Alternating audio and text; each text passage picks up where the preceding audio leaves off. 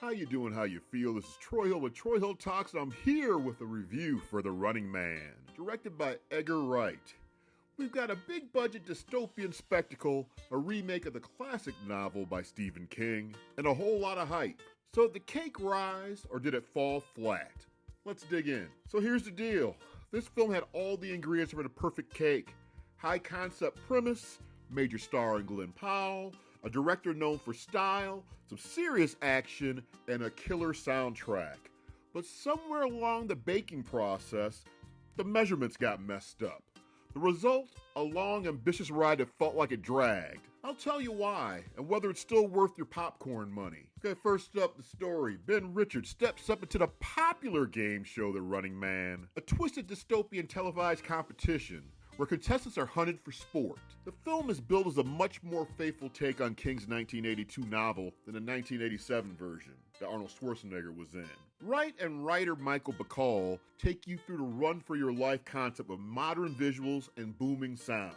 So the stakes are real, the premise is direct, and you're set up for a wild ride. And for the most part, the action delivers. And the movie does have a lot of high points. Wright gives us chase sequences, a lush dystopian backdrop, and probably some of the better running for your life set pieces I've seen lately. And the audio design and music hit hard. When things ramp up, they ramp the hell up.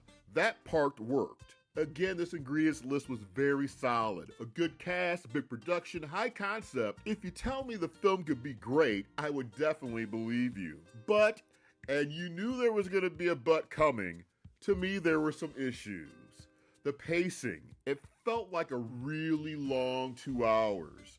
The runtime is 133 minutes. A lot of moments dragged to me and transitions sometimes feel uneven. Imagine making a cake with all the right ingredients, but forgetting how much flour versus sugar.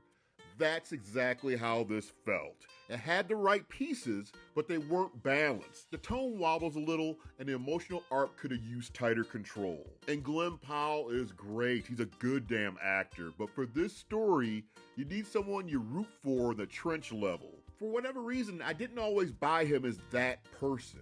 The connection for me felt slightly off. Digging deeper, the film at heart is a critique of spectacle, of media obsession, and of violence as entertainment. That's King's turf from the novel, and Wright hits some of those notes. But when the pacing drags and the character connection weakens, the message loses some of its punch. If you enjoy action thrillers more than character drama, you'll likely be satisfied. If you want emotional depth or a tightly wound narrative, you might walk out thinking, man, this could have been more. Here's how I scored on the Troy Hill scale. I'm giving it a solid 3.5 stars out of 5. 2 stars for execution, action, sound, visuals all pull their weight.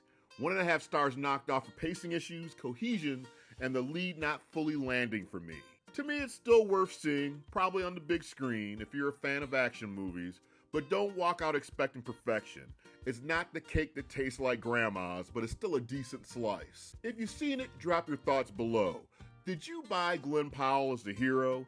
Did the pacing bother you? What scene hit you the hardest? Smash that like button if you're a dystopian game show lover. Subscribe for more Troy Hill Talks reviews.